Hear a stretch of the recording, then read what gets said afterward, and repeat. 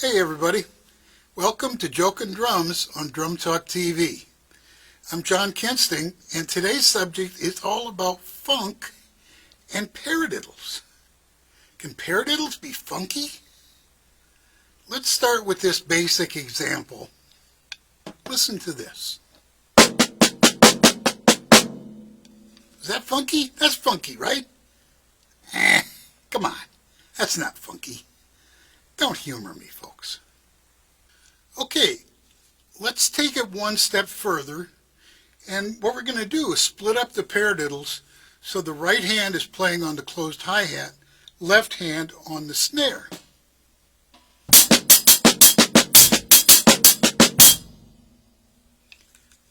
Does that sound funky? Is that better? Slightly, but come on, bring on the funk. So the next thing we're going to do is tweak this pattern a little bit by making a lot of these notes ghost notes. Now here's the notation, and what I've done here is shade those notes that we're going to ghost. Now just as a reminder, ghost notes are those notes that are going to be really quiet. On a snare drum, we're looking at just a hit that's probably less than 2 inches high. The important thing here is we can also play ghost notes on the hi-hat. So really quiet on the hi-hat. Those notes are ghosted as well. So in the notation, the shaded notes that you could see are all ghost notes, really quiet. Said another way, those notes on 1, 2, 3, 4, 1 are full strength notes. Those are not ghost notes.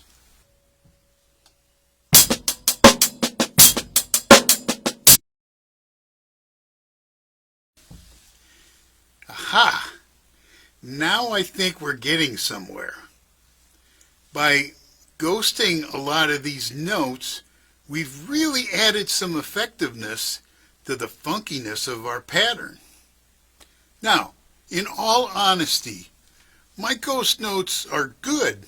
They're not great. What would make them great is if what you heard had ghost notes about half the volume. They're a little bit tricky to play. Learning to play really, really quiet, subtle ghost notes is a fine art. Okay? Watch Bernard Purdie. He's the master of funk and the master of playing ghost notes that are just beautiful.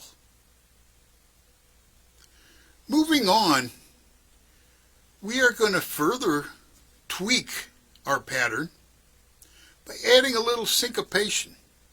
And syncopation and funkiness go hand in hand. Now, if we look at the notation, we're going to center and focus on one particular note. And that note is the E of 3. 1 E and a 2 E and a 3 E. We're going to give a really strong accent to that particular note. And we're going to find out what that does to the effectiveness of this pattern.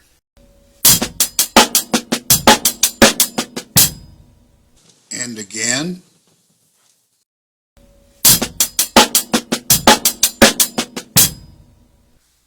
So the last thing we're going to add today, very simple, little embellishment to the end. It's basically just one paradiddle. Here's the notation. And if you look closely, you'll see that this paradiddle is played between the bass drum and the snare instead of the hi-hat and the snare. Okay? Sounds like this.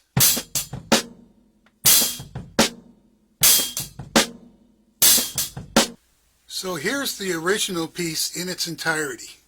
See if you can spot where those paradiddles are.